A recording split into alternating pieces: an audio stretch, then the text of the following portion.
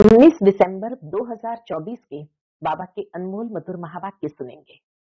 आज की मुरली में बाबा कहे, बच्चे, तुम्हें बाप का परिचय हर एक आत्मा को देना है, क्योंकि उसी से उनका कल्याण होता है। बाबा कहे, बाप का परिचय सबको सुनाने से पहली बात जो सर्वव्यापी की बात है वो उड़ जाएगी। दूसरा जो कहते हैं नाम रूप से न्यारा है, वो भी समाप्त हो जाएगी। और बाप का परिचय देने से फिर यह भी मालूम पड़ेगा कि आखिर वो परमात्मा रहते कहाँ है। तो चांद सितारों से पार परम धाम का, शांति धाम का भी परिचय सबको देना है। बाबा कहे, जितना तुम दूसरों को बाप का परिचय देकर उनका कल्याण करेंगे तो उनकी आशीर्वाद भी स्वतः प्राप्त होती है। इसलिए बाबा सर्विसेबल बच्चों को विशेष याद करते हैं। हर एक ये महसूस करता है कि हम क्या थे और परम शिक्षक परमात्मा ने आकर हमें क्या से क्या बना दिया है। तो सुनते हैं आज के बाबा के अनमोल मधुर महावाक्य। ओम शांति। मीठे बच्चे, यह पुरुषोत्तम संगम युग ट्रांसफर होने का युग है। अभी तुम्हें कनिष्ठ से उत्तम पुरुष बनना है। आज की मुरली से प्रश्न है, बाप के साथ साथ किन बच्चों की भी महिमा गाई जाती है?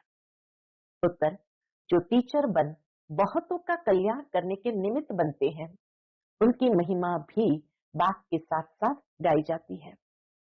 करन करावनहार बाबा बच्चों से अनेकों का कल्याण कराते हैं, तो बच्चों की भी महिमा हो जाती है। कहते हैं, बाबा फलाने ने हमारे पर दया की, जो हम क्या से क्या बन गए। टीचर बनने बिगर आशीर्वाद मिल नहीं सकती है। इसलिए बाबा कहे, बाबा के हर बच्चों को टीचर भी बनकर बाप का परिचय सबको दे करके सबका कल्याण करना है। ओम शांति। रूहानी बाप रूहानी बच्चों से पूछते हैं, समझाते भी है, फिर पूछते भी है। अब बाप को बच्चों ने जाना? पूछते बाबा, अब बाप को बच्चों ने जाना? भल कोई सर्वव्यापी भी कहते हैं, परंतु उनके पहले बाप को पहचानना तो चाहिए ना। सबसे पहले बाप को पहचाने तो सर्वव्यापी की बात बुद्धि से निकल जाए।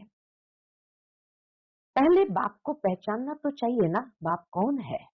पहचान कर फिर कहना चाहिए, बाप का निवास स्थान कहाँ है। बाप को जानते ही नहीं तो उनके निवास स्थान का पता कैसे पड़े। कह देते वह तो नाम रूप से न्यारा है, या तो कहेंगे सर्वव्यापी है, या तो कहेंगे नाम रूप से न्यारा है, गोया है ही नहीं। तो जो चीज है ही नहीं, उनके रहने के स्थान का भी कैसे विचार किया जाए, उनके दिमाग में आएगा ही नहीं। ये अभी तुम बच्चे जानते हो, बाप ने पहले पहले तो अपनी पहचान दी है, फिर रहने का स्थान समझाया जाता है। बाप कहते हैं, मैं तुमको इस रथ द्वारा पहचान देने आया हूं। मैं तुम सबका बाप हूं, जिसको परम पिता कहा जाता है। आत्मा को भी कोई नहीं जानते हैं। बाप का नाम रूप देश काल नहीं है तो बच्चों का फिर कहां से आए। अगर बाप का ही नहीं है तो फिर बच्चों का भी कहां से आए। बाप ही नाम रूप से न्यारा है तो बच्चे फिर कहां से आए। बच्चे हैं तो जरूर बाप भी है। सिद्ध होता है वह नाम रूप से न्यारा नहीं है। बच्चों का भी नाम रूप है, बल कितना भी सूक्ष्म हो।